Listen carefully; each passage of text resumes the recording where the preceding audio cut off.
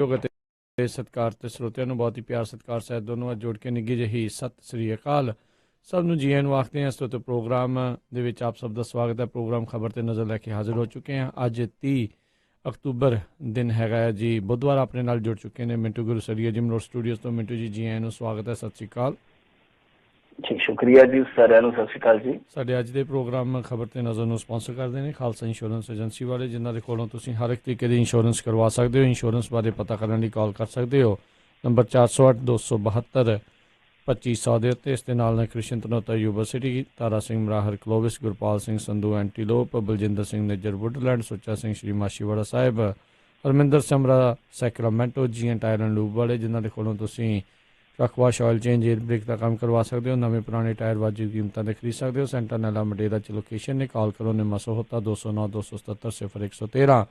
ਨਾਲ ਹੀ west coast truck driving school Fresno ਵਾਲੇ, ਜਿਹੜੇ ਕਿ ਤੁਹਾਨੂੰ ਟਰੱਕ ਦਾ ਲਾਇਸੈਂਸ ਵਧੀਆ ਸਿਖਲਾਈ ਦੇ ਕੇ ਘੱਟ ਸਮੇਂ 'ਚ ਲੈਣ 'ਚ ਸਹਾਇਤਾ ਕਰਦੇ ਨੇ। ਕਾਲ ਅਜੀਤ ਅਟਵਾਲ 559 374 45 41 ਦੇ ਉੱਤੇ। ਇਹਨਾਂ ਸਾਰਿਆਂ ਦਾ ਬਹੁਤ ਬਹੁਤ ਧੰਨਵਾਦ। ਜੇਕਰ ਤੁਸੀਂ ਜਾਂ ਕੋਈ ਹੋਰ ਕਾਰੋਬਾਰ ਇਸ ਪ੍ਰੋਗਰਾਮ ਨੂੰ ਸਪਾਂਸਰ ਕਰਨਾ ਚਾਹੁੰਦੇ ਹੋ, ਸੰਪਰਕ ਕਰ ਸਕਦੇ ਹੋ ਨੰਬਰ 408 722 7698 ਦੇ ਉੱਤੇ। ਗੱਲਬਾਤ ਦਾ ਸਿਲਸਿਲਾ ਮਿੰਟੂ ਜੀ ਆਪਾਂ ਸ਼ੁਰੂ ਕਰਦੇ ਹਾਂ। ਕਹਿੰਦੇ ਕੱਲ੍ਹ ਤੋਂ ਵੰਡਿਆ ਜਾਵੇਗਾ ਕਸ਼ਮੀਰ ਅਤੇ ਲੱਦਾਖ। ਜੀ ਬਿਲਕੁਲ। ਦੇਖੋ, ਬਟਵਾਰਾ ਬੜਾ ਭੈੜਾ ਸ਼ਬਦ ਆ ਕਿ ਪੰਜਾਬੀ ਮੇਰੇ ਖਿਆਲ ਦੇ ਨਾਲ ਸਭ ਤੋਂ ਜ਼ਿਆਦਾ ਪੀੜ ਇਸ ਦੀ ਮਹਿਸੂਸ ਕਰਦੇ ਆ ਜਦੋਂ ਵੀ ਇਹ ਸ਼ਬਦ ਵੰਡ, ਬਟਵਾਰਾ, ਉਜਾੜਾ ਐਸਾ ਸ਼ਬਦ ਆਉਂਦਾ ਨਾ ਜ਼ਹਿਨ ਦੇ ਵਿੱਚ, ਤੇ ਕੰਬਣੀ ਛਿੜ ਜਾਂਦੀ ਹੈ, ਰੂਹਾਂ ਜਿਹੜੀਆਂ ਨੇ ਉਹ ਝੁੰਝਲਾ ਉੱਠਦੀਆਂ। ਤਾਂ ਖੈਰ, ਇਹ ਕੱਲ੍ਹ ਦਾ ਦਿਨ ਹੈ ਜਿਹੜਾ ਕਸ਼ਮੀਰ ਦਾ ਮੁਸਤਕਬਲ ਨਵੇਂ ਸਿਰੇ ਤੋਂ ਲਿਖਣਾ ਸ਼ੁਰੂ ਕਰੇਗਾ। ਮਤਲਬ ਕਿ ਭਲਕ ਜਦੋਂ ਚੜ੍ਹੇਗੀ ਕੁਛ ਘੰਟਿਆਂ ਬਾਅਦ, ਤਾਂ ਬਹੁਤ ਸਾਰੀਆਂ ਚੀਜ਼ਾਂ ਕਸ਼ਮੀਰ ਦੇ ਵਿੱਚ ਯਕਦਮ ਬਦਲ ਜਾਣਗੀਆਂ। ਉਹ ਕਿਹੜੀਆਂ ਕਿਹੜੀਆਂ ਚੀਜ਼ਾਂ ਨੇ? ਦੇਖੋ, ਇੱਕ ਤੇ ਇਹ ਆ ਕਿ ਜੰਮੂ ਕਸ਼ਮੀਰ ਦੇ ਵਿੱਚ 100 ਤੋਂ ਵੱਧ ਨਵਾਂ ਕਾਨੂੰਨ ਲਾਗੂ ਹੋ ਜਾਏਗਾ। ਕੱਲ੍ਹ ਤੋਂ 100 ਤੋਂ ਵੱਧ। ਜਿੱਦਾਂ ਲਾ ਲਓ ਤੁਸੀਂ right to information act, RTI act ਜਿਹਨੂੰ ਕਹਿੰਦੇ ਆ, ਉਹ ਹੁਣ ਤੱਕ ਉੱਥੇ ਲਾਗੂ ਨਹੀਂ ਹੈ, ਉਹ ਲਾਗੂ ਹੋ ਜਾਣਾ। ਫਿਰ ਰਾਈਟ ਟੂ ਐਜੂਕੇਸ਼ਨ ਹੈ ਜਿਹੜਾ, ਉਹ ਲਾਗੂ ਹੋ ਜਾਣਾ।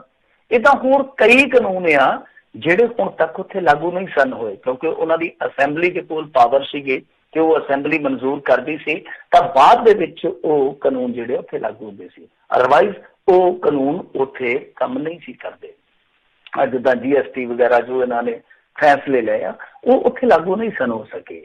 ਸੋ ਇੱਕ ਤੇ ਇਹ ਬਹੁਤ ਵੱਡੀ ਤਬਦੀਲੀ ਆਏਗੀ। ਔਰ ਦੂਸਰੀ ਸਭ ਤੋਂ ਵੱਡੀ ਤਬਦੀਲੀ ਆ ਕਿ ਇੱਕ ਪੂਰਨ ਪ੍ਰਾਂਤ ਹੈ ਜਿਹੜਾ ਪੂਰਨ ਰਾਜ, ਜਿਹਦੇ ਕੋਲ ਤਕੜੀ ਖੁਦ ਮੁਖਤਿਆਰੀ ਸੀਗੀ, ਉਹ ਸਾਰਾ ਕੁਛ ਛਡਾ ਕੇ ਹੁਣ ਇੱਕ UT 'ਚ ਤਬਦੀਲ ਹੋ ਜਾਏਗਾ ਕੱਲ੍ਹ ਤੋਂ। ਤਾਂ UT ਦਾ ਮਤਲਬ ਤੁਹਾਨੂੰ ਹੈ ਹੀ ਆ ਪਤਾ, ਜਿੱਦਾਂ ਚੰਡੀਗੜ੍ਹ ਹੈ, ਪੁਡੂਚੇਰੀ ਹੈ, ਫਿਰ ਦਿੱਲੀ ਵੀ ਅੱਧ ਪਛੱਧ UT ਹੋਈ ਕਹਿ ਲਓ। ਤਾਂ ਉੱਥੇ ਹੁਣ ਇੱਕ LG ਹੋਏਗਾ। ਵੈਸੇ ਤੇ ਇਸ ਅਸੈਂਬਲੀ ਦਾ ਪਤਾ ਨਹੀਂ ਕਦੋਂ ਗਠਨ ਹੁੰਦਾ, ਜਿਹੜੀ ਤਕਰੀਬਨ ਮੁਲਤਵੀ ਪਈ ਆ। ਤਾਂ ਜਿਹੜੀ ਇਹ ਅਸੈਂਬਲੀ ਆਉਂਦੀ ਆ, ਉਸ ਤੋਂ ਬਾਅਦ LG ਦੇ ਨਾਲ ਉਸ ਦਾ ਤਾਲਮੇਲ ਕਿਸ ਤਰ੍ਹਾਂ ਰਹਿੰਦਾ, LG ਦਾ ਵਿਹਾਰ ਕਿਸ ਤਰ੍ਹਾਂ ਰਹਿੰਦਾ, ਉਹ ਕਿੰਨੇ ਕੁ ਫੈਸਲੇ ਲੈਣ ਦੇ ਯੋਗ ਹੋਣਗੇ, ਇਹ ਸਾਰੀਆਂ ਚੀਜ਼ਾਂ ਜਿਹੜੀਆਂ ਨੇ ਉਹ ਹੁਣ ਹੌਲੇ ਹੌਲੇ ਸਾਫ਼ ਹੋਣਗੀਆਂ, ਹੌਲੀ ਹੌਲੀ ਪਤਾ ਲੱਗੂਗਾ। ਪਰ ਇਸ ਤੋਂ ਵੀ ਇੱਕ ਵੱਡੀ ਚੀਜ਼ ਇਹ ਹੋਏਗੀ, ਜੋ ਆਪਾਂ ਬਦਲਾਅ ਦੀ ਗੱਲ ਕਰ ਰਹੇ ਹਾਂ, ਜੋ ਤਬਦੀਲੀ ਦੀ ਗੱਲ ਕਰ ਰਹੇ ਹਾਂ, ਕਿ ਉੱਥੇ ਹੁਣ ਉਰਦੂ ਜਿਹੜੀ ਆ ਉਹ ਅਧਿਕਾਰਤ ਭਾਸ਼ਾ ਨਹੀਂ ਰਹਿ ਜਾਊਗੀ। ਮਤਲਬ ਉੱਥੇ ਅਧਿਕਾਰਤ ਭਾਸ਼ਾ ਜਿਹੜੀ ਉਹ ਉਰਦੂ ਨਹੀਂ, ਖਤਮ ਹੋ ਜਾਏਗੀ ਉਰਦੂ ਅਧਿਕਾਰਤ ਭਾਸ਼ਾ ਦੇ ਤੌਰ ਤੇ। ਉੱਥੇ ਹਿੰਦੀ ਜੁੜ ਜਾਏਗੀ ਜਾ ਕੇ।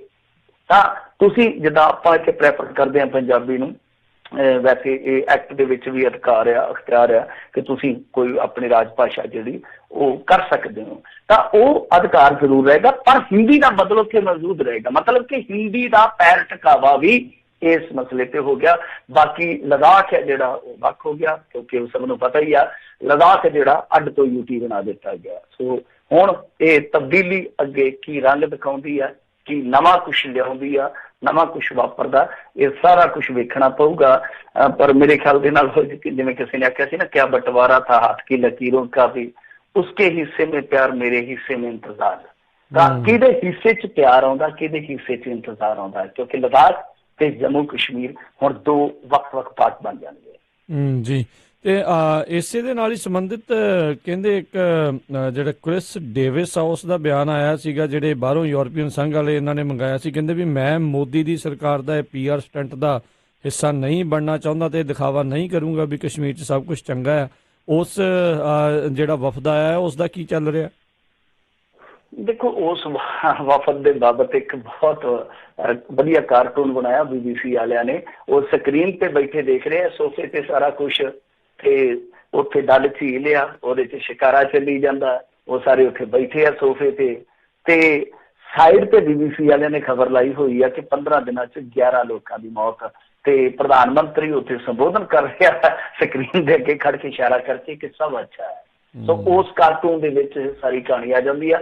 ਬਿਲਕੁਲ ਉਹਦਾ ਜਿਹੜਾ ਬਿਆਨ ਸੀ, ਉਹਨੇ ਆਖਿਆ ਕਿ ਮੈਂ SPR ਸਟੰਟ ਦਾ ਹਿੱਸਾ ਬਣਨ ਤੋਂ ਇਨਕਾਰ ਕਰ ਦਿੱਤਾ ਸੀ, ਫਿਰ ਇਹ ਸੱਦਾ ਵਾਪਸ ਲੈ ਲਿਆ ਗਿਆ ਸੀ। ਤਾਂ ਤੁਸੀਂ ਆਪ ਹੀ ਦੇਖ ਲਓ ਕਿ ਕਿਸ ਤਰ੍ਹਾਂ ਇਹ ਸਾਰਾ ਕੁਛ ਕੀਤਾ ਗਿਆ ਔਰ ਕਿਸ ਤਰ੍ਹਾਂ ਇਹ ਵਿਵਾਦ ਛੇੜਿਆ ਗਿਆ। ਬਹੁਤ ਵੱਡਾ ਵਿਵਾਦ ਹੈ ਕਿ ਜਿਹੜੀ ਸਾਡੀ ਅੰਦਰੂਨੀ ਸਿਆਸਤ ਆ, ਇਹਨਾਂ ਦੇ ਆਪਣੇ ਬੰਦੇ ਵੀ ਸਵਾਲ ਚੁੱਕ ਰਹੇ ਆ, ਤਾਂ ਜਿਹੜੇ ਵਿਰੋਧੀ ਧਿਰਾਂ ਵਾਲੇ ਉਹ ਵੀ ਸਵਾਲ ਚੁੱਕ ਰਹੇ ਆ ਕਿ ਆਪਣੋਂ पे सितम गैरों पे करम ना करना करे ऐसा। ਜੀ ਜੀ। ਅਗਲੀ ਜਿਹੜੀ ਮਿੰਟੂ ਜੀ ਗੱਲ ਕਰਦੇ, ਕਹਿੰਦੇ ਪੁਲਸੀਆਂ ਨੂੰ ਮਾਫੀ ਦੇਣ ਦਾ ਮਾਮਲਾ, ਮਾਫੀ ਪਾਉਣ ਵਾਲੇ ਪੁਲਿਸ ਵਾਲਿਆਂ ਨੇ ਦੇ ਨਾਵਾਂ ਦਾ ਖੁਲਾਸਾ। ਹਾਂ ਦੇਖੋ, ਇਹ ਜਿਹੜੇ ਨਾਂ ਆ ਇਹ ਹੁਣ ਡਿਸਕਲੋਜ਼ ਹੋ ਗਏ ਆ, ਜਨਤਕ ਹੋ ਗਏ ਆ, ਕਿਉਂਕਿ ਸਪੋਕਸਮੈਨ ਨੇ ਅੱਜ ਇਹਨਾਂ ਦਾ ਖੁਲਾਸਾ ਕਰ ਦਿੱਤਾ। ਤਾਂ ਸਪੋਕਸਮੈਨ ਨੇ ਦੱਸ ਦਿੱਤੇ ਆ ਕਿ ਕਿਹੜੇ ਕਿਹੜੇ ਨਾਮ ਆ ਔਰ ਇਹਨਾਂ ਦੇ ਕੀ ਕੀ ਕਾਰਨਾਮੇ ਆ। ਤਾਂ ਬਹੁਤ ਮਾੜੀ ਗੱਲ ਜਿਹੜੀ ਹੈ ਉਹ ਕੀਤੀ ਜਾ ਰਹੀ ਹੈ ਪੰਜਾਬ ਸਰਕਾਰ ਵੱਲੋਂ, ਕਿਉਂਕਿ ਮਾਮਲੇ ਬੜੇ ਸੰਗੀਨ ਨੇ। ਜੇ ਮੈਂ ਦੱਸਾਂ ਤਾਂ ਇੱਕ ਤਾਂ ਇਹ ਜਿਹੜੇ 5 ਨਾਮ ਹੈ, ਕਿਉਂਕਿ ਪਹਿਲਾਂ 5 ਨੂੰ ਪ੍ਰਵਾਨਗੀ ਦਿੱਤੀ ਗਈ ਆ। ਵੈਸੇ ਸਪੋਕਸਮੈਨ ਨੇ ਇਹ ਵੀ ਖੁਲਾਸਾ ਕੀਤਾ ਕਿ ਆਉਣ ਵਾਲੇ ਦਿਨਾਂ ਦੇ ਵਿੱਚ ਜਸਵੰਤ ਸਿੰਘ ਖਾਲੜਾ ਦੇ ਜਿਹੜੇ ਮੁਲਜ਼ਮ ਸਨ, ਜਿਹੜੇ ਸਜ਼ਾ ਯਾਫਤਾ ਨੇ, ਉਹਨਾਂ ਦੀ ਵੀ ਫਾਈਲ ਤਿਆਰ ਆ, ਮਤਲਬ ਕਿ ਪਿੱਛੇ ਹੀ ਫਾਈਲ ਉਹ ਤੁਰ ਪੈਣੀ ਆ। ਦੱਸੋ। ਸੋ ਇਹ ਇੱਕ ਬਹੁਤ ਵੱਡੀ ਖਬਰ ਹੈ, ਬਹੁਤ ਵੱਡਾ ਉਹਨਾਂ ਨੇ ਖੁਲਾਸਾ ਕੀਤਾ, ਕਿਉਂਕਿ ਉਹਨਾਂ ਨੇ ਜੋ ਵੀ ਇਹ ਰਿਪੋਰਟ ਕੀਤੀ ਅੱਜ ਸਾਰੀ ਇਹ ਜੋ ਤੱਥਾਂ ਦੇ ਆਧਾਰ ਤੇ ਦੱਸੀ ਹੈ ਗੱਲਬਾਤ, ਉਹ ਤੇ ਦੱਸਦੇ ਕਿ ਸਾਡੇ ਮਜ਼ਬੂਤ ਸੂਤਰ ਆ, ਗ੍ਰਹਿ ਵਿਭਾਗ ਦੇ ਵਿੱਚ ਵੀ ਆ, ਜੇਲ੍ਹ ਵਿਭਾਗ ਦੇ ਵਿੱਚ ਵੀ ਆ, ਜਿਹਨਾਂ ਤੋਂ ਅਸੀਂ ਸਾਰੀ ਜਾਣਕਾਰੀ ਇਕੱਤਰ ਕੀਤੀ ਆ। ਤਾਂ ਜਿਹੜੇ 5 ਨਾਮ ਆ ਉਹ ਇਹਨਾਂ ਨੇ ਜਨਤਕ ਕੀਤੇ ਆ ਆਪਣੀ ਰਿਪੋਰਟ ਰਾਹੀਂ। ਉਹ ਹੈਗੇ ਇੱਕ ਪ੍ਰਿਤਪਾਲ ਸਿੰਘ ਵਿਰਕ ਆ, ਇਹ SSP ਰੂਰਲ ਅੰਮ੍ਰਿਤਸਰ ਵੀ ਰਿਹਾ। ਇਹਨੇ ਜੋ ਕੰਮ ਕੀਤਾ ਸੀਗਾ, ਜੋ ਕੇਸ ਚੱਲਦਾ ਸੀਗਾ, ਉਹ ਇਹ ਸੀਗਾ ਕਿ ਇੱਕ ਫੁੱਟਬਾਲਰ ਨੂੰ ਚੁੱਕ ਕੇ ਮਾਰਿਆ ਗਿਆ ਸੀਗਾ ਮਾਨਸੇ ਤੋਂ। ਬਹੁਤ ਵਧੀਆ ਫੁੱਟਬਾਲਰ ਸੀਗਾ, ਛੋਟੇ ਛੋਟੇ ਉਹਦੇ ਬੱਚੇ ਸੀਗੇ, ਉਹਨੂੰ ਕੋਹ ਕੇ ਮਾਰਿਆ ਗਿਆ ਸੀਗਾ। ਇਹ ਪਟਿਆਲਾ ਜੇਲ੍ਹ ਦੇ ਵਿੱਚ ਇਸ ਵੇਲੇ ਉਮਰ ਕੈਦ ਕੱਟ ਰਿਹਾ ਹੈ। ਤੇ ਇੱਕ ਹੋਰ ਕੇਸ ਸੀਗਾ 90ਵੇਂ ਦਾ ਇਹ ਮਾਮਲਾ, ਕਪੂਰਥਲਾ ਕੋਈ ਬਲਾਸਟ ਹੋਇਆ ਸੀ ਪੁਲਿਸ ਲਾਈਨ ਦੇ ਵਿੱਚ। ਇਹਦੇ ਚ ਇਹਨਾਂ ਨੇ 3 ਆਪਣੇ ਟ੍ਰੇਨੀ ਪੁਲਿਸ ਵਾਲੇ ਚੁੱਕੇ ਸੀਗੇ ਤੇ 2 ਦਿੱਲੀ ਦੇ ਵਿਅਕਤੀ ਚੁੱਕੇ ਸੀ। ਉਹਨਾਂ ਦੇ ਵਿੱਚੋਂ 2 ਨੂੰ ਮਾਰ ਦਿੱਤਾ ਗਿਆ ਸੀ, ਇੱਕ ਦਿੱਲੀ ਦਾ ਸੀ, ਇੱਕ ਟ੍ਰੇਨੀ ਇਹਨਾਂ ਦਾ ਆਪਣਾ ਕਾਂਸਟੇਬਲ ਸੀਗਾ। ਇਹਨਾਂ ਨੇ ਇਹ ਕਹਾਣੀ ਘੜੀ ਸੀਗੀ ਕਿ ਦੇਖੋ ਜੀ ਪੁਲਿਸ ਪਾਰਟੀ ਤੇ ਹਮਲਾ ਹੋ ਗਿਆ, 2 ਬੰਦੇ ਮਾਰੇ ਗਏ ਆ, ਪਰ ਬਾਅਦ ਦੇ ਵਿੱਚ ਉਹ ਮਾਮਲਾ ਜਿਹੜਾ ਉਹ ਗਲਤ ਪਾਇਆ ਗਿਆ, ਫੇਕ ਇਨਕਾਊਂਟਰ ਪਾਇਆ ਗਿਆ। ਤਾਂ ਇਸ ਮਾਮਲੇ ਦੇ ਵਿੱਚ ਵੀ ਇੱਕ ਇੰਸਪੈਕਟਰ ਸੀਗਾ ਅਜੀਤ ਸਿੰਘ, ਇੰਸਪੈਕਟਰ ਸੀਗਾ ਅਮਰੀਕ ਸਿੰਘ, ਇੰਸਪੈਕਟਰ ਸੀਗਾ ਹਰਭਜਨ ਸਿੰਘ ਤੇ ਸਬ ਇੰਸਪੈਕਟਰ ਸੀਗਾ ਸਤਵੰਤ ਸਿੰਘ, ਜਿਨ੍ਹਾਂ ਨੂੰ ਸਜ਼ਾ ਹੋਈ ਸੀਗੀ। ਤਾਂ ਇਹ ਜਿਹੜੇ 5 ਆ, ਇਹਨਾਂ ਦੀ ਚਿੱਠੀ, ਇਹਨਾਂ ਨੇ ਸਿਫਾਰਸ਼ੀ ਚਿੱਠੀ ਹੈ ਜਿਹੜੀ ਕੇਂਦਰ ਨੂੰ ਘੱਲ ਦਿੱਤੀ ਹੈ, ਕਿਉਂਕਿ ਪਹਿਲਾਂ ਇਹਨਾਂ ਨੇ ਕੇਸ ਬਣਾ ਕੇ ਘੱਲਿਆ ਸੀ ਤੇ ਕੇਂਦਰ ਵਾਲਿਆਂ ਨੇ ਨਾਂ ਮੰਗ ਲਏ। ਹੁਣ ਇਹਨਾਂ ਨੇ ਨਾਂ ਜਿਹੜੇ ਉਹ ਦੇ ਦਿੱਤੇ, ਮਤਲਬ ਕਿ ਮੋਹਰ ਲੱਗ ਜਾਣੀ ਹੈ। ਤੇ ਦੱਸਦੇ ਆ ਕਿ ਇਹ ਸਾਰੇ ਜਿਹੜੇ ਬੰਦੇ ਆ ਇਹ 9 ਤਰੀਕ ਨੂੰ ਰਿਹਾ ਕਰ ਦਿੱਤੇ ਜਾਣਗੇ। ਤਾਂ ਮੇਰੇ ਖਿਆਲ ਦੇ ਨਾਲ ਇਹ ਬਹੁਤ ਵੱਡੀ ਹਾਰ ਹੈ ਉਹਨਾਂ ਲੋਕਾਂ ਦੀ ਜਿਨ੍ਹਾਂ ਨੇ ਜ਼ੁਲਮ ਸਿਆ, ਬਲਕਿ ਬਾਅਦ ਦੇ ਵਿੱਚ ਜਿਨ੍ਹਾਂ ਨੇ ਇਨਸਾਫ ਵਾਸਤੇ ਬਹੁਤ ਵੱਡੀ ਜਦੋਜਹਿਦ ਕੀਤੀ, ਘਾਲਣਾ ਕੀਤੀ ਹੈ। ਜੀ ਜੀ ਬਿਲਕੁਲ। ਅਗਲੀ ਮਿੰਟੂ ਜੀ ਗੱਲ ਕਰਦੇ, ਕਹਿੰਦੇ ਪੰਜਾਬ ਸਰਕਾਰ ਦਾ ਵੱਡਾ ਯੂ ਟਰਨ, ਕੈਪਟਨ ਵੱਲੋਂ ਨਿਯੁਕਤ ਕੀਤੇ ਗਏ ਸਿਆਸੀ ਸਲਾਹਕਾਰਾਂ ਨੂੰ ਉਲਾਟ ਕੀਤੇ ਗਏ ਕਮਰੇ। ਹਾਂ ਦੇਖੋ, ਇਹ ਰੌਲਾ ਉਹੀ ਆ ਹਾਊਸ ਆਫ ਪ੍ਰੋਫਿਟ ਦਾ। ਮਾਮਲਾ ਕੀ ਆ ਕਿ ਸਲਾਹਕਾਰ ਨਿਯੁਕਤ ਕਰ ਲਏ ਸਨ। ਇਹਨਾਂ ਸਲਾਹਕਾਰ ਜਦੋਂ ਨਿਯੁਕਤ ਕੀਤੇ ਸੀਗੇ ਤਾਂ ਮੁੜ ਕੇ ਚੈਲੰਜ ਹੋ ਗਿਆ ਸੀਗਾ ਹਾਈ ਕੋਰਟ ਦੇ ਵਿੱਚ। ਹਾਲਾਂਕਿ ਪਹਿਲਾਂ ਇਹਨਾਂ ਨੇ ਕਿਹਾ ਸੀਗਾ ਕਿ ਅਸੀਂ ਸਟਾਫ ਦੇ ਰਹੇ ਹਾਂ, ਇਹਨਾਂ ਨੂੰ ਕਮਰੇ ਦੇ ਰਹੇ ਹਾਂ। ਬਾਅਦ ਦੇ ਵਿੱਚ ਹਾਈ ਕੋਰਟ 'ਚ ਜਾ ਕੇ ਇਹਨਾਂ ਨੇ ਆਖਿਆ ਸੀਗਾ ਕਿ ਕੋਈ ਸਹੂਲੀਅਤ ਅਸੀਂ ਇਹਨਾਂ ਨੂੰ ਐਕਸਟਰਾ ਨਹੀਂ ਦੇਣ ਜਾ ਰਹੇ। ਤਾਂ ਹੁਣ ਇਹ ਮਾਮਲਾ ਆਪਣੇ ਆਪ ਦੇ ਵਿੱਚ ਅੱਗੇ ਜ਼ਰੂਰ ਭਖੇਗਾ ਕਿ ਕੀ ਇਹ ਸਹੂਲੀਅਤ ਨਹੀਂ ਹੈ, ਕਿਉਂਕਿ ਇਹਨਾਂ ਨੂੰ ਤੇ ਕਮਰੇ ਵੀ ਦਿੱਤੇ ਜਾ ਰਹੇ ਆ ਔਰ ਇਸ ਤੋਂ ਇਲਾਵਾ ਇਹਨਾਂ ਨੂੰ ਸਟਾਫ ਵੀ ਮੁਹੱਈਆ ਕਰਵਾਇਆ ਜਾ ਰਿਹਾ। ਤਾਂ ਅੱਜ ਦਿਨ ਭਰ ਇਹ ਖਬਰ ਜਿਹੜੀ ਆ ਉਹ ਚੈਨਲਾਂ ਤੇ ਚੱਲਦੀ ਰਹੀ ਆ। ਹੁਣ ਇਹ ਕੋਰਟ ਸੁਨਿਸ਼ਚਿਤ ਕਰੂ, ਕੋਰਟ ਤੈਅ ਕਰੂ ਕਿ ਕੀ ਇਹ ਹਾਊਸ ਆਫ ਪ੍ਰੋਫਿਟ ਦਾ ਮਾਮਲਾ ਬਣਦਾ ਹੈ ਜਾਂ ਨਹੀਂ, ਆਫਿਸ ਆਫ ਪ੍ਰੋਫਿਟ ਦਾ ਮਾਮਲਾ ਬਣਦਾ ਜਾਂ ਨਹੀਂ। ਕਿਉਂਕਿ ਜਿਹੜਾ ਵੀ ਕੋਈ ਬੰਦਾ ਨੁਮਾਇੰਦਾ ਬਣਦਾ ਮਤਲਬ ਕਿ ਚੁਣਿਆ ਜਾਂਦਾ, ਉਹ ਕੋਈ ਹੋਰ ਲਾਭ ਨਹੀਂ ਲੈ ਸਕਦਾ। ਤਾਂ ਜਿਹੜਾ ਲਾਭ ਦਾ ਅਹੁਦਾ ਉਹ ਕੋਈ ਹੋਰ ਨਹੀਂ ਲੈ ਸਕਦਾ, ਐਕਸਟਰਾ ਕੋਈ ਸਹੂਲਤ ਨਹੀਂ ਲੈ ਸਕਦਾ। ਜਾਂ ਤਾਂ ਕੈਬਨਿਟ ਮੰਤਰੀ ਹੈ ਸਿੱਧੇ ਤੌਰ ਤੇ, ਤਾਂ ਉਹਨੂੰ ਕੈਬਨਿਟ ਵਾਲੀਆਂ ਸਹੂਲਤਾਂ ਜਿਹੜੀਆਂ ਦਿੱਤੀਆਂ ਜਾਂਦੀਆਂ, ਪਰ ਜਿਹੜਾ MLA ਆ ਉਹਨੂੰ ਕੋਈ ਇਸ ਤਰ੍ਹਾਂ ਦੀ ਸਹੂਲਤ ਜਿਹੜੀ ਆ ਉਹ ਨਹੀਂ ਦਿੱਤੀ ਜਾ ਸਕਦੀ। ਤਾਂ ਹੁਣ ਜਿਹੜੇ ਜਗਮੋਹਨ ਸਿੰਘ ਭੱਟੀ ਆ, ਜਿਨ੍ਹਾਂ ਨੇ ਪਟੀਸ਼ਨ ਪਾਈ ਸੀ, ਉਹਨਾਂ ਆਖਿਆ ਕਿ ਮੈਂ ਅਦਾਲਤ ਦੀ ਅਵੱਗਿਆ ਦਾ ਮਾਮਲਾ ਵੀ ਕੱਲ ਨੂੰ ਦਾਖਲ ਕਰਨ ਜਾ ਰਿਹਾ ਵਾਂ ਇਹਨਾਂ ਦੇ ਖਿਲਾਫ, ਕਿਉਂਕਿ ਇਹਨਾਂ ਨੇ ਆਪ ਹੀ ਮੰਨਿਆ ਸੀ ਕਿ ਕੋਈ ਅਸੀਂ ਐਕਸਟਰਾ ਇਹਨਾਂ ਨੂੰ ਸਹੂਲਤ ਨਹੀਂ ਦੇਣੀ। ਤਾਂ ਹੁਣ ਇਹ ਉੱਥੇ ਇਹਨਾਂ ਨੂੰ ਇਹ ਸਭ ਕੁਛ ਦੇ ਰਹੇ ਆ, ਤਾਂ ਉਹ ਦੇਖਣਾ ਹੋਏਗਾ ਕਿ ਕੀ ਇਹ ਲਾਭ ਦਾ ਅਹੁਦਾ ਬਣਦਾ ਜਾਂ ਅਦਾਲਤੀ ਅਵੱਗਿਆ ਦਾ ਮਸਲਾ ਬਣਦਾ ਜਾਂ ਨਹੀਂ ਬਣਦਾ। ਪਰ ਜੋ ਵੀ ਆ, ਦੇਖੋ ਇਹਨਾਂ ਦੇ ਜਿਹੜੇ ਹੈਗੇ ਰਾਜਾ ਸਿੰਘ ਵੜਿੰਗ, ਅਮਰਿੰਦਰ ਸਿੰਘ ਰਾਜਾ ਵੜਿੰਗ, ਫਿਰ ਇਸ ਤੋਂ ਇਲਾਵਾ ਕਿੱਕੀ ਢਿੱਲੋਂ, ਇਹਨਾਂ ਨੇ ਔਨ ਰਿਕਾਰਡ ਕੈਮਰਿਆਂ ਦੇ ਸਾਹਮਣੇ ਚੈਨਲਾਂ ਦੇ ਆ ਕੇ ਆਖਿਆ ਸੀਗਾ ਕਿ ਦੇਖੋ ਜੀ ਅਸੀਂ ਕੋਈ ਕਮਰਾ ਨਹੀਂ ਲੈਣਾ, ਅਸੀਂ ਕੋਈ ਦਫ਼ਤਰ ਨਹੀਂ ਲੈਣਾ, ਕੋਈ ਐਕਸਟਰਾ ਕੁਛ ਨਹੀਂ, ਪੱਤਾ ਨਹੀਂ ਲੈਣਾ। ਪਰ ਹੁਣ ਇਹ ਸਾਰਾ ਕੁਛ ਉਲਟਾ ਪੁਲਟਾ ਹੋ ਗਿਆ। ਜਸਪਾਲ ਸਿੰਘ ਭੱਟੀ ਉਹਨਾਂ ਦੇ ਆਖਣ ਨੂੰ ਕਿ ਸਭ ਕੁਛ ਉਲਟਾ ਪੁਲਟਾ ਹੋ ਗਿਆ। ਤਾਂ ਯੂ ਟਰਨ ਵੱਜਦੇ ਆ, ਤਾਂ ਯੂ ਟਰਨ ਹੀ ਵੱਜਦੇ ਆ। ਫਿਰ ਜਦੋਂ ਯੂ ਟਰਨ ਵੱਜਦੇ ਆ, ਪਰ ਕੀ ਕਰੀਏ, ਜੋ ਕੁਛ ਉਹਨਾਂ ਨੇ ਕੀਤਾ ਉਹੀ ਕੁਛ ਇਹ ਦੁਹਰਾ ਰਹੇ ਆ। ਇੱਕ ਪਾਸੇ ਦਵਾਈਆਂ ਪਾਉਂਦੇ ਆ ਕਿ ਖਜ਼ਾਨਾ ਖਾਲੀ ਆ, ਫਲਾਨਾ ਖਾਲੀ ਆ, ਢਮਕਾਨਾ ਖਾਲੀ ਆ, ਪਰ ਦੂਸਰੇ ਪਾਸੇ ਸਾਰਾ ਕੁਛ ਕਰੀ ਜਾਂਦੇ ਆ। ਤਾਂ ਕਹਿਣ ਦਾ ਮਤਲਬ ਇਹੋ ਆ ਕਿ ਜਿਵੇਂ ਕਿਸੇ ਨੇ ਕਹਿੰਦਾ ਖਤਮ ਕੀਤਾ ਪੜਪੁੰਜਾ, ਉਹੀ ਇਕੱਠੀ ਉਹੀ ਹੋ ਜਾ, ਤਾਂ ਹਾਲ ਉਹੀ ਬਣਿਆ ਪਿਆ। ਆਹੀ ਉਧਰ ਸਿਆਪਾ ਸੀਗਾ ਜਦੋਂ ਉਹਨਾਂ ਦੀ ਸਰਕਾਰ ਚੱਲਦੀ ਸੀ, ਆਹੀ ਇੱਧਰ ਸਿਆਪਾ। ਜੀ ਜੀ। ਅਗਲੀ ਜਿਹੜੀ ਮਿੰਟੂ ਜੀ ਗੱਲ ਕਰਦੇ, ਕਹਿੰਦੇ ਮੁੱਖ ਸਟੇਜ ਕਿਹੜੀ ਹੋਵੇਗੀ? ਜਥੇਦਾਰ ਹੁਣਾਂ ਨੇ ਕੀਤਾ ਸਾਫ਼ ਤੇ ਉਧਰ ਪਾਕਿਸਤਾਨ ਨੇ ਸਿੱਧੂ ਨੂੰ ਵੀ ਸੱਦਾ ਭੇਜਿਆ। ਦੇਖੋ ਇਹ ਬੜੀ ਵੱਡੀ ਅੱਜ ਪ੍ਰੋਗਰੈਸ ਹੋਈ ਹੈ ਕਿ ਨਵਜੋਤ ਸਿੱਧੂ ਨੂੰ ਦੁਬਾਰਾ ਸੱਦਾ ਭੇਜਿਆ ਗਿਆ। ਤਾਂ ਪਹਿਲਾਂ ਤੇ ਜਥੇਦਾਰ ਸਾਹਿਬ ਨੇ ਸਾਫ਼ ਸਪਸ਼ਟ ਕਰ ਦਿੱਤਾ ਕਿ ਮੁੱਖ ਜਿਹੜੀ ਸਟੇਜ ਹੈ ਕਿਹੜੀ ਹੋਊਗੀ। ਤਾਂ ਇਹਨਾਂ ਨੇ ਸਾਫ਼ ਕਰ ਦਿੱਤਾ ਕਿ ਜੋ ਗੁਰਦੁਆਰਾ ਦੇਵ ਸਾਹਿਬ ਆ ਉਹਦੇ ਅੰਦਰ ਲੱਗਣ ਵਾਲੀ ਸਟੇਜ ਹੈ ਜਿਹੜੀ, ਉਹ ਮੁੱਖ ਪੰਡਾਲ ਮਤਲਬ ਕਿ ਮੁੱਖ ਸਟੇਜ ਹੋਊਗੀ। ਤਾਂ ਦੂਸਰੇ ਪਾਸੇ ਸਰਕਾਰ ਨੇ ਵੀ ਆਪਣੇ ਪੱਧਰ ਤੇ ਤੁਹਾਨੂੰ ਪਤਾ ਬੋਰਡ ਜਿਹਾ ਲਾ ਦਿੱਤਾ ਸੀਗਾ, ਜਿਹਦੇ ਤੋਂ ਇੱਕ ਰੌਲਾ ਰੱਪਾ ਸ਼ੁਰੂ ਹੋ ਗਿਆ ਸੀਗਾ। ਤਾਂ ਹੁਣ ਬਹਰਹਾਲ ਇਹਨਾਂ ਨੇ ਸਾਫ਼ ਕਰ ਦਿੱਤਾ ਕਿ ਕਿਹੜੀ ਮੁੱਖ ਸਟੇਜ ਹੋਊਗੀ। ਵੈਸੇ ਮੈਨੂੰ ਲੱਗਦਾ ਕਿ ਇਹਨਾਂ ਨੂੰ ਉਸ ਸਟੇਜ ਤੇ ਪਹੁੰਚਣਾ ਚਾਹੀਦਾ ਜਿੱਥੇ ਇਹ ਸਟੇਜਾਂ ਵਾਲੇ ਰੌਲੇ ਤੋਂ ਉੱਤੇ ਉੱਠ ਸਕਣ। ਤਾਂ ਖੈਰ ਹੁਣ ਦੂਜੀ ਗੱਲ ਇਹ ਆ ਕਿ ਦੇਖੋ ਨਵਜੋਤ ਸਿੰਘ ਸਿੱਧੂ ਨੂੰ ਸੱਦਾ ਆ ਗਿਆ, ਇਹ ਇੱਕ ਬਹੁਤ ਵੱਡੀ ਗੱਲ ਆ, ਕਿਉਂਕਿ ਇਹਨਾਂ ਦੇ ਵਫਦ ਨੂੰ ਇਨਕਾਰ ਹੋ ਗਿਆ ਸੀਗਾ। ਔਰ ਚਰਨਜੀਤ ਚੰਨੀ ਹੁਣੇ ਕਹਿ ਰਿਹਾ ਸੀਗਾ ਕਿ ਅਸਲ ਦੇ ਵਿੱਚ ਅਕਾਲੀ RSS ਦੇ ਏਜੰਡੇ ਤੇ ਚੱਲਦੇ ਪਏ ਆ, ਤੇ ਇਹਨਾਂ ਨੇ ਰਲ ਮਿਲ ਕੇ ਇਹ ਸਭ ਕੁਛ ਹੈ ਜਿਹੜਾ ਉਹ ਕਰਵਾਇਆ ਵਾ। ਕਹਿਣ ਦਾ ਮਤਲਬ ਕਿ ਇਹਨਾਂ ਨੇ ਰਲ ਮਿਲ ਕੇ ਇਹ ਅਜਿਹਾ ਸਾਰਾ ਕੁਛ ਕੀਤਾ, ਸਾਡਾ ਜਿਹੜਾ ਹੈ ਉਹ ਸਭ ਕੁਛ ਉਲਟਾ ਪੁਲਟਾ ਪਾਇਆ ਇਹਨਾਂ ਨੇ, ਮਤਲਬ ਕਿ ਸਾਡੇ ਵਫਦ ਨੂੰ ਇਜਾਜ਼ਤ ਨਹੀਂ ਦਿੱਤੀ। ਤਾਂ ਹੁਣ ਦੂਜੇ ਪਾਸੇ ਜੇ ਆਪਾਂ ਵੇਖੀਏ ਤਾਂ ਪਾਕਿਸਤਾਨ ਨੇ ਸਿੱਧੂ ਨੂੰ ਸੁਨੇਹਾ ਕਰ ਦਿੱਤਾ ਕਿ ਨਵਜੋਤ ਸਿੰਘ ਸਿੱਧੂ ਜੀ ਤੁਸੀਂ ਪਧਾਰੋ। ਉਹਨਾਂ ਨੇ ਉਦਘਾਟਨੀ ਮੌਕੇ ਲਈ ਇਹਨਾਂ ਨੂੰ ਸੱਦਿਆ ਨਵਜੋਤ ਸਿੰਘ ਸਿੱਧੂ ਹੋਰਾਂ ਨੂੰ, ਔਰ ਦੱਸਦੇ ਆ ਪਾਕਿਸਤਾਨ ਦਾ ਮੀਡੀਆ ਤੇ ਵੀ ਦਾਅਵਾ ਕਰਦਾ ਪਿਆ ਕਿ ਸੱਦਾ ਪ੍ਰਵਾਨ ਵੀ ਕਰ ਲਿਆ ਗਿਆ। ਤਾਂ ਨਵਜੋਤ ਸਿੰਘ ਸਿੱਧੂ ਅਧਿਕਾਰਤ ਤੌਰ ਤੇ ਮੋਹਰੇ ਆ ਕੇ ਹਾਲੇ ਕੁਛ ਨਹੀਂ ਕਹਿ ਸਕੇ, ਪਰ ਪਾਕਿਸਤਾਨ ਦਾ ਮੀਡੀਆ ਗੱਲ ਕਰਦਾ ਪਿਆ ਕਿ ਇਮਰਾਨ ਖਾਨ ਦੇ ਕਹਿਣ ਤੇ ਉਹਨਾਂ ਨੂੰ ਸੱਦਾ ਦਿੱਤਾ ਗਿਆ ਔਰ ਉਹਨਾਂ ਨੇ ਸੱਦਾ ਕਬੂਲ ਕਰ ਲਿਆ। ਤਾਂ ਮੇਰੇ ਖਿਆਲ ਦੇ ਨਾਲ ਬੜੀ ਦਿਲਚਸਪ ਸਥਿਤੀ ਬਣ ਜਾਊਗੀ, ਕਿਉਂਕਿ ਚਰਚੇ ਚੱਲਦੇ ਪਏ ਸੀਗੇ ਕਿ ਨਵਜੋਤ ਸਿੰਘ ਸਿੱਧੂ ਦਾ ਲਿਸਟ ਦੇ ਵਿੱਚ ਨਾਂ ਨਹੀਂ ਆ, ਕਿਉਂਕਿ ਪਹਿਲਾਂ ਇਹਨਾਂ ਨੇ ਕੁਛ 550 ਦੇ ਕਰੀਬ ਹਸਤੀਆਂ ਨੂੰ ਸਨਮਾਨਿਤ ਕਰਨਾ, ਫਿਰ ਜਥੇ ਨੇ ਜਾਣਾ ਇੱਕ, ਉਹ ਵੀ ਮੇਰੇ ਖਿਆਲ ਦੇ ਨਾਲ 570-75 ਦੇ ਕਰੀਬ ਗਿਣਤੀ ਆ, ਤਾਂ ਉਹਦੇ ਵਿੱਚ ਨਵਜੋਤ ਸਿੰਘ ਸਿੱਧੂ ਦਾ ਕਿਤੇ ਨਾਂ ਨਹੀਂ ਹੈ। ਤਾਂ ਜਿੱਥੇ ਨਵਜੋਤ ਸਿੰਘ ਸਿੱਧੂ ਨੂੰ ਨਜ਼ਰਅੰਦਾਜ਼ ਕੀਤਾ ਜਾ ਰਿਹਾ ਸੀ, ਉੱਥੇ ਸਿੱਧੂ ਨੂੰ ਬਹੁਤ ਵੱਡਾ ਸਨਮਾਨ ਮਿਲ ਰਿਹਾ। ਇਹ ਹੁਣ ਕਿਹਨੂੰ ਪਚਦਾ, ਇਹ ਵੇਖਣ ਵਾਲੀ ਗੱਲ ਹੋਊਗੀ। ਜੀ ਜੀ ਬਿਲਕੁਲ, ਇਹ ਤਾਂ ਪਤਾ ਹੀ ਆ, ਉਸ ਦੇ ਦੁਆਲੇ ਤਾਂ ਪਹਿਲਾਂ ਹੀ ਹੋਏ ਰਹਿੰਦੇ ਨੇ। ਅਗਲੀ ਜਿਹੜੀ ਮਿੰਟੂ ਜੀ ਗੱਲ ਕਰਦੇ, ਕਹਿੰਦੇ ਭਾਸ਼ਾ ਵਿਭਾਗ ਨੂੰ ਬਚਾਉਣ ਤੋਂ ਮੰਤਰੀ ਨੇ ਹੱਥ ਖੜੇ ਕੀਤੇ। ਦੇਖੋ ਇਹ ਸਾਡੀ ਬਦਕਿਸਮਤੀ ਆ ਕਿ ਜਿਸ ਸਰਕਾਰ ਦੀ ਇਸ ਵੇਲੇ ਕਾਰਜ ਪ੍ਰਣਾਲੀ ਦੇ ਤਹਿਤ ਬਹੁਤ ਕੁਛ ਵਾਪਰਦਾ ਪਿਆ, ਉਸੇ ਸਰਕਾਰ ਦੇ ਜਿਹੜੇ ਮੁਖੀ ਆ ਉਹਨਾਂ ਦੇ ਪੁਰਖਿਆਂ ਨੇ ਹੀ ਭਾਸ਼ਾ ਵਿਭਾਗ ਹੈ ਜਿਹੜਾ ਉਹ ਕਾਇਮ ਕੀਤਾ ਸੀਗਾ। ਇਹ ਇਤਿਹਾਸ ਦਾ ਪਰਿਪੇਖ ਆ, ਇਹ ਇਤਿਹਾਸ ਦਾ ਪਿਛੋਕੜ ਆ ਕਿ ਇਹਨਾਂ ਦੇ ਪੁਰਖਿਆਂ ਨੇ ਹੀ ਭਾਸ਼ਾ ਵਿਭਾਗ ਹੈ ਜਿਹੜਾ ਉਹ ਪੈਰਾਂ ਤੇ ਖੜਾ ਕੀਤਾ ਸੀਗਾ ਕਿ ਚਲੋ ਇਹ ਜਿਹੜਾ ਭਾਸ਼ਾ ਵਿਭਾਗ ਹੈ ਸਾਡੀ ਭਾਸ਼ਾ ਦੀ ਸੇਵਾ ਕਰੂਗਾ, ਪ੍ਰਸਾਰ ਕਰੂਗਾ, ਪ੍ਰਚਾਰ ਕਰੂਗਾ। ਤਾਂ ਭਾਸ਼ਾ ਵਿਭਾਗ ਅੱਜ ਇਹੋ ਜਿਹੇ ਮੁਕਾਮ ਤੇ ਪਹੁੰਚ ਚੁੱਕਾ ਜਿੱਥੇ ਉਹਦਾ ਅੰਜਾਮ ਹੈ ਜਿਹੜਾ ਉਹ ਬਹੁਤ ਭਿਆਨਕ, ਡਰਾਵਣਾ ਜਾਂ ਦਿਲ ਕੰਬਾਊ ਕਹਿ ਲਓ ਨਜ਼ਰ ਆਉਂਦਾ ਪਿਆ।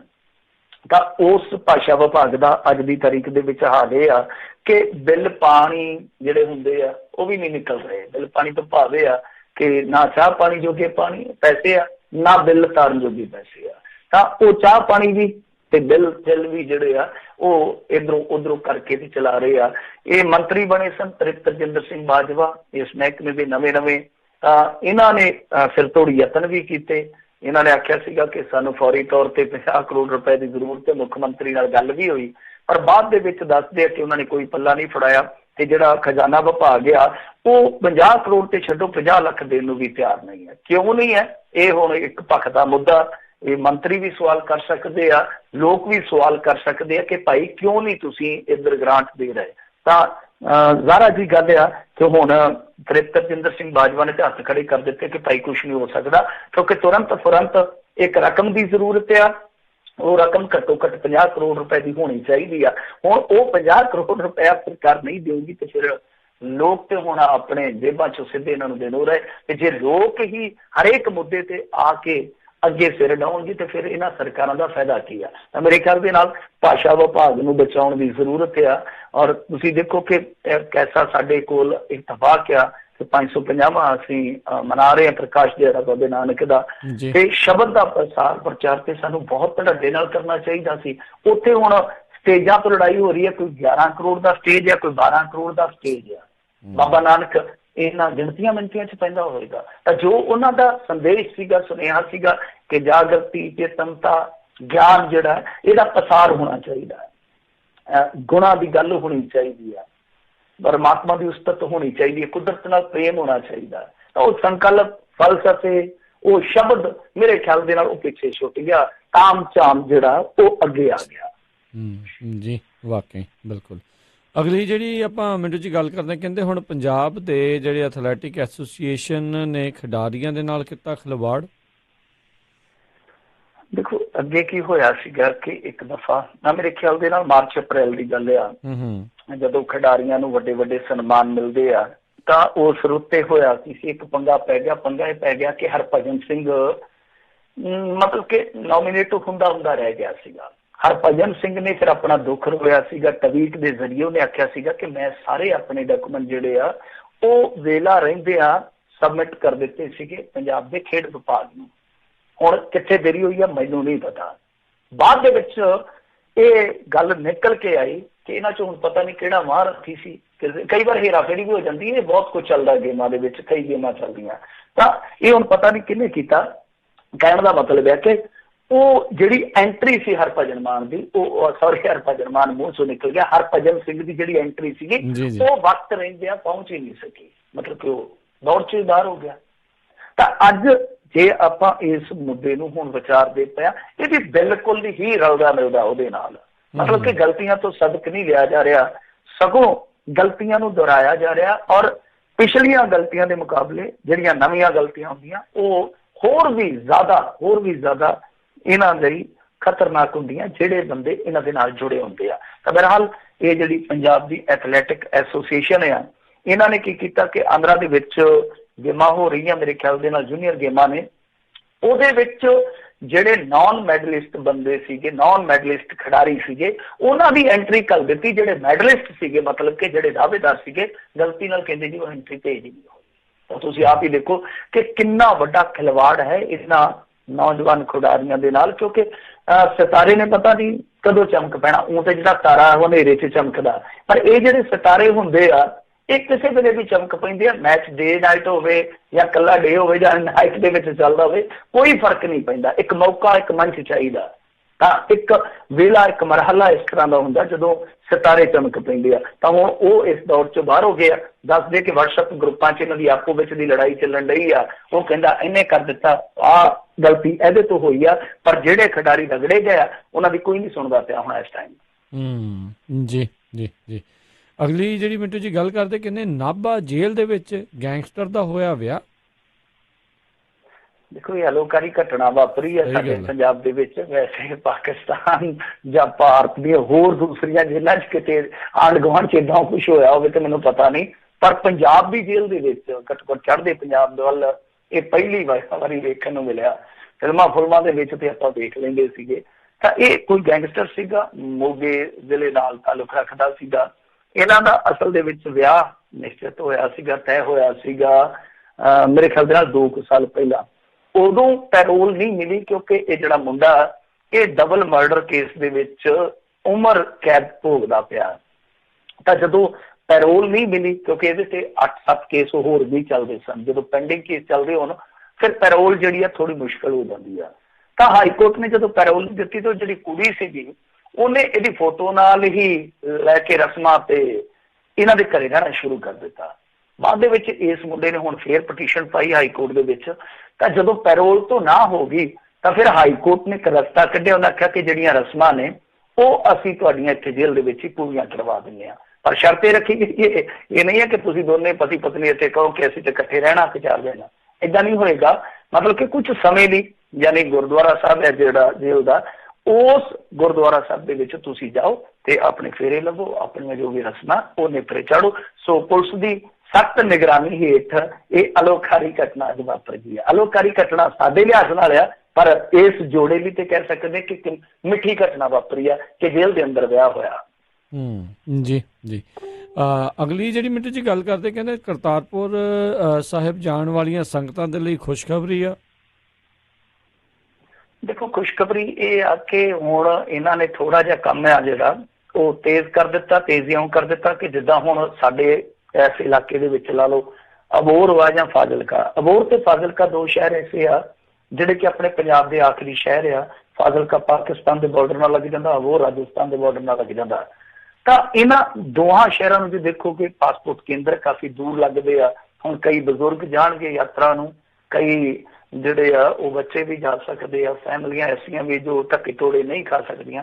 ਤਾਂ ਇਹਨਾਂ ਲਈ ਦੱਸਦੇ ਆ ਕਿ ਸੈਂਟਰ ਖੋਲੇ ਗਏ, ਇੱਥੇ ਕੇਂਦਰ ਖੋਲ ਦਿੱਤੇ ਗਏ ਆ ਕਿ ਜਿਨ੍ਹਾਂ ਨੇ ਵੀ ਪਾਸਪੋਰਟ ਬਣਾਉਣੇ ਆ ਉਹ ਇੱਥੇ ਆ ਜਾਣੇ, ਕੈਂਪ ਲੱਗਣਗੇ ਤੇ 200 ਨਵੇਂ ਪਾਸਪੋਰਟ ਜਿਹੜੇ ਇੱਥੇ ਬਣਾਏ ਜਾਣਗੇ। ਤਾਂ ਮੇਰੇ ਖਿਆਲ ਦੇ ਨਾਲ ਇਹੋ ਜਿਹੇ ਕੈਂਪ ਜਿਹੜੇ ਹੋਰ ਇਸ ਤਰ੍ਹਾਂ ਦੇ ਦੂਰ ਦਰਾਜ ਦੇ ਇਲਾਕੇ, ਪਛੜੇ ਇਲਾਕੇ ਆ, ਉਹਨਾਂ ਦੇ ਵਿੱਚ ਵੀ ਲਾਉਣੇ ਚਾਹੀਦੇ ਆ। ਜੀ। ਤੇ ਬਾਕੀ ਜਿਹੜਾ ਮਿੰਟੂ ਜੀ ਪੋਰਟਲ ਦੇ ਉੱਤੇ ਕਿੱਦਾਂ ਹੈ, ਕਾਫੀ ਲੋਕ ਕਰ ਰਹੇ ਨੇ ਅਪਲਾਈ, ਕਿੱਦਾਂ ਹੋ ਰਿਹਾ, ਕੀ ਅਪਡੇਟ ਹੈਗੀ ਉਸ ਚੀਜ਼ ਦੇ ਬਾਰੇ, ਕਿਉਂਕਿ ਹੁਣ ਦਿਨ ਤਾਂ ਬਹੁਤ ਥੋੜੇ ਰਹਿ ਗਏ। ਨਹੀਂ ਦੇਖੋ ਉਹਦਾ ਨਹੀਂ ਪਤਾ ਸੀ ਮੈਨੂੰ ਕਿ ਪੋਰਟਲ ਤੇ ਕੀ ਚੱਲ ਰਿਹਾ ਹੈ। ਪੋਰਟਲ ਬਾਰੇ ਮੈਨੂੰ ਇੰਨੀ ਨੌਲੇਜ ਨਹੀਂ ਹੈ, ਪਰ ਮੇਰੇ ਖਿਆਲ ਦੇ ਨਾਲ ਹਾਲੇ ਜਿੰਨੀ ਤੇਜ਼ੀ ਨਾਲ ਪ੍ਰਚਾਰ ਕਰਨਾ ਚਾਹੀਦਾ ਸੀ ਉਸ ਚੀਜ਼ ਦਾ ਹੋਇਆ ਨਹੀਂ ਹੈ।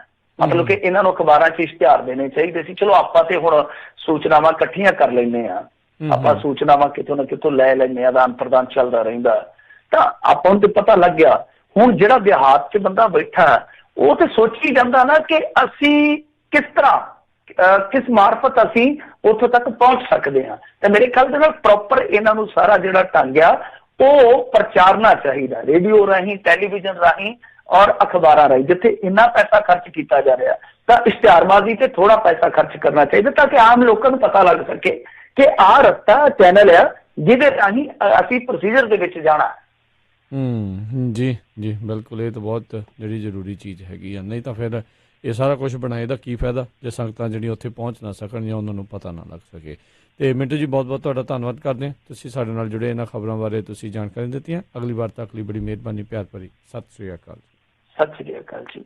ਜੀ ਤੇ ਸਰੋਤਿਓ, ਇੱਥੇ ਸਾਡਾ ਅੱਜ ਦਾ ਇਹ ਪ੍ਰੋਗਰਾਮ ਵੀ ਸਮਾਪਤ ਹੈ। ਮਿਲਦੇ ਹਾਂ ਅਗਲੀ ਵਾਰ, ਉਦੋਂ ਤੱਕ ਲਈ ਮੇਰੇ ਵੱਲੋਂ ਵੀ ਤੁਹਾਨੂੰ ਸਭ ਨੂੰ ਪਿਆਰ ਸਤਿਕਾਰ ਸਹਿਤ ਸਤਿ ਸ੍ਰੀ ਅਕਾਲ। ਜਿਉਂਦੇ ਵਾਸਤੇ ਰਹੋ, ਹੱਸਦੇ ਖੇਡਦੇ ਰਹੋ, ਸੁਣਦੇ ਰਹੋ ਪੰਜਾਬੀ ਰੇਡੀਓ USA।